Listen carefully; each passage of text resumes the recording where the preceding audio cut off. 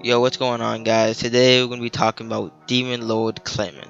After reading the first 15 light novels that have been officially translated, I can really come down to the conclusion that Clayman, even though he was a disaster class being, and technically because of that, he should have been one of the best, strongest, one of the characters that should stand at the top of the world. He was honestly one of the weakest, in my personal opinion.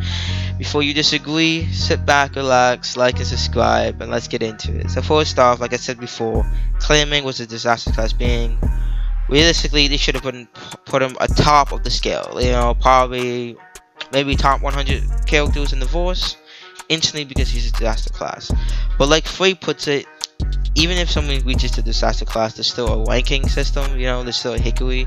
Two people can be in the same bracket and still have a very clear who's stronger, who's weaker aspect. And when it comes down to that aspect, Clayman was definitely on the weaker side of this. For one, he did not have an ultimate skill.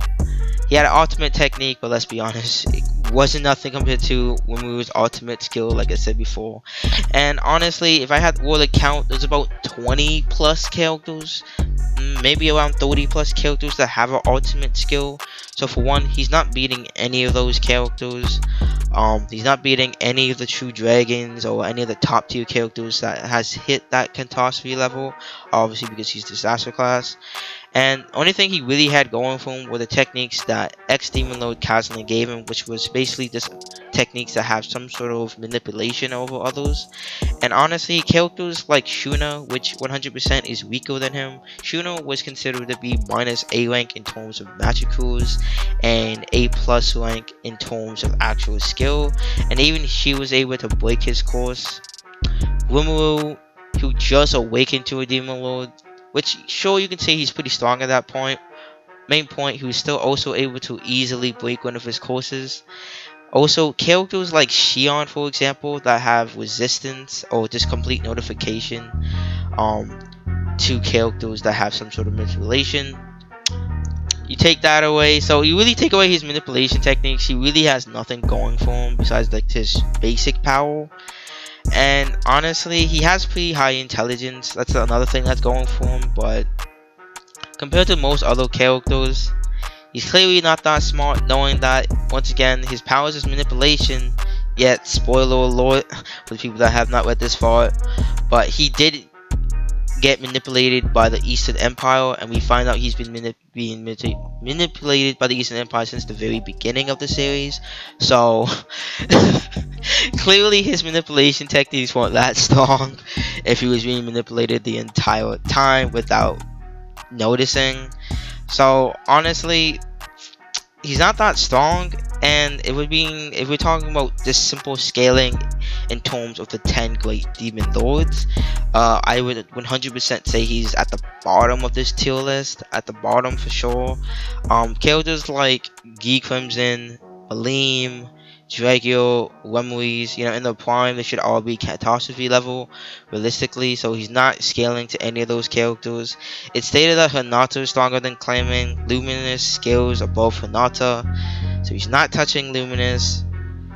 Clayman should definitely still scale below Demon Lord Kazaleem. Kazaleem got her ass handed to her by Leon, so she's not touching Leon. You really have Dino, Frey, and Killion. Dino, we haven't seen much of Dino. We can't really speak on Dino. Only thing we know of Dino is that he should scale above Frey and Killion, knowing that those three are actually referred to the lesser demons. Three including Clayman, obviously. So we know that bare minimum that he scales above them, and we know that Gi Crimson has a very high respect for him. Assuming this is most likely because of his own power. We haven't seen it in action yet, but just with that alone, we can tell that he should be stronger than Clayman. And then only two you have left is Frey and Killion. Frey and Killion are implied to be on the same level during the entire light novel series. And for people that don't know, during Clayman's awakening, he basically says, I can finally reach the level of power that Lapis, Footman, and Tear has, implying that Footman, Tear, and Lapis are one above him. And later on in the series, we find out that Footman is on equal power terms with Demon Lord Kalion, which would mean that if he's below Footman and Footman equals Kalion and Kalion is relative to Frey, that would mean Frey and Kalion scale above Clayman, implying that literally he's like the weakest Demon Lord. His unique skill, which is manipulation, is not doing anything to most characters in the series that are on the top tier level. Even characters that are weaker than him, like Shuno, like I said earlier, can defeat his courses. He really has nothing going for him besides saying he was a... honestly, he was a decent picked antagonist. I think he did that pretty well. And the only thing I can really say possibly is at least he's a disaster class, which puts him above the Riffraft. But realistically speaking, he really has nothing going for him though. And let's talk about Awakened form. Awakened should have made him OP as hell. Should have been, you know, top of the room, you know, top tier. But honestly, even with his awakening, he should really just scale over Frey and ex-Demon Lord Kalion. We know this basically because after he awakens, Keyone says, even if me and Frey were to fight him, I don't know if we can win, which implies that he scales above them. But I think the main problem with this is one of the main OP things about evolving is, one, you get increased in magicals, your body becomes stronger, and last but not least, you get skills. I would say the skills is most likely the most important thing, which he didn't even get any skills. Later in the series, it's very much heavily implied that skills have a huge effect on like your skill base. For example, Benny Maul is always implied to have a high magical count, but it wasn't until he evolved after Rimuru awakened that he got the skill Born Leader. One of the perks of Born Leader, it allows him to be more precise with his magicals. In other words, he can use like less magicals and have a way bigger output of power. Right? This is one of the biggest advantages of evolving. You're supposed to be able to control your magicals at a much higher level. Which, for Demon Lord Clayman, this was just not the case. In the light novel, they basically deep dive saying that sure, he upgraded his magicals, but because he had no skills, he couldn't really use it to its full effect. So honestly, he got like a little bit of an amp. It wasn't even that huge of an amp, to be honest. So, you know, even his awakened form just isn't really doing much for him, to be honest. The rest of the Demon Lords should still scale above, besides Frey and Kalion in his awakened form.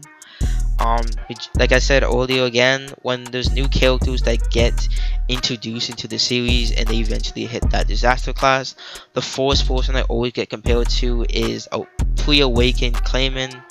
I think this implies that he's weaker, especially when it comes to other disaster class beings. And a lot of the time, if they're not compared to him, it's just stated that they scale above him. Which, you know, I feel like the author really didn't let Clayman go when it goes in terms of power. Because anytime there was a new character, it was always, oh, he's equal or Clayman is weaker. And it was just, Clayman was really just not doing well in the light novels right now. For real, he gets downplayed. And honestly, can't really blame him. He's kind of ass, if we're being honest.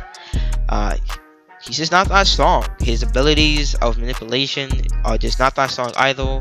There's a good portion of characters that have some way to resist it. If they have an ultimate skill, it just blatantly wouldn't work on them. Yeah, like Clayman was strong because he's a disaster class, but compared to every other disaster class, he's definitely on the weaker side. And even characters that are just 100% weaker, like Shuna, can still break his manipulation or courses. So there was really nothing going for him in the long run, for real. If you disagree with anything I said, feel free to comment it down. Just my opinion. Sure, you could say he's strong in aspect of being a disaster class, but you want to compare him to every other disaster class or higher, he was definitely on the low end. Throw that to the side. Hope you guys enjoyed the video. Like and subscribe. See you guys next time.